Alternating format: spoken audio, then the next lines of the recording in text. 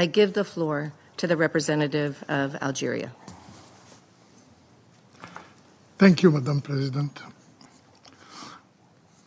I have the honor to deliver this statement on behalf of the A3+, namely Guyana, Mozambique, Sierra Leone, and my own country, Algeria. At the outset, we wish to thank the penholder, the United Kingdom, for its extensive efforts to reach a compromise on this important draft. We welcome the presence of the permanent representatives of Somalia and Ethiopia to this meeting. Today's resolution marks an important milestone in Somalia's pathway in consolidating state building and stability. We are confident that the deployment of the African Union Support and Stabilization Mission, AUSSOM, will be a clear added value in the security landscape and a crucial support for the efforts deployed by the federal government of Somalia. Madam President, as expected, the issue around financing of this mission has been at the heart of the negotiations. The A3+, guided by the African Union, have expressed their support to the hybrid option for the implementation of the Framework Resolution 2719 as the only viable and applicable option for the case of AUSSOM during the phases of the mission. We defended the path while insisting on the imperative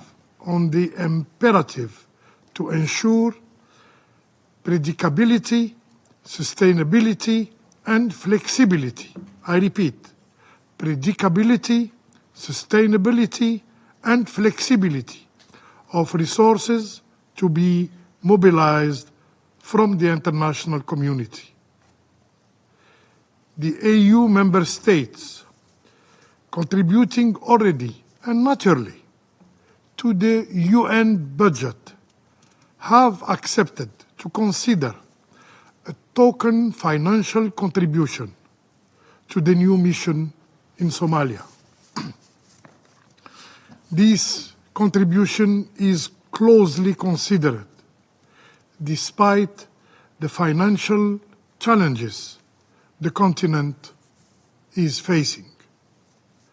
The strong commitment demonstrated by the African Union on this file illustrates concretely the ability of the continental organization to craft African solutions for African problems. However, let's be clear. The financial contribution cannot go beyond the financial capabilities of the African Union. Madam President, AUSSOM represents the first test case for the international community and its willingness to support the African Union in addressing its security challenges. Therefore, we have shown a significant sense of compromise during the negotiations so that we could reach an acceptable and fair outcome for all of us. This constructive spirit of compromise was motivated by the need to take into account different dynamics within and outside this Council.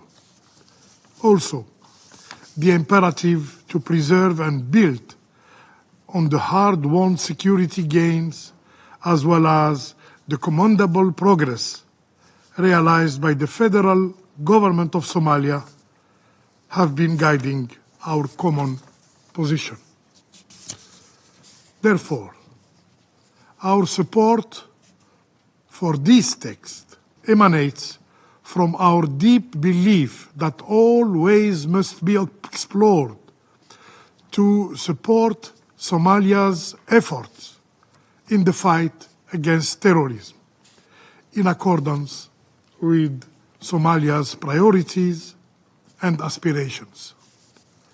We supported this text while bearing in mind that we cannot afford a failure of this process that could jeopardize years of heavy sacrifice deployed by the troop contributing countries and their brave men and women on the ground.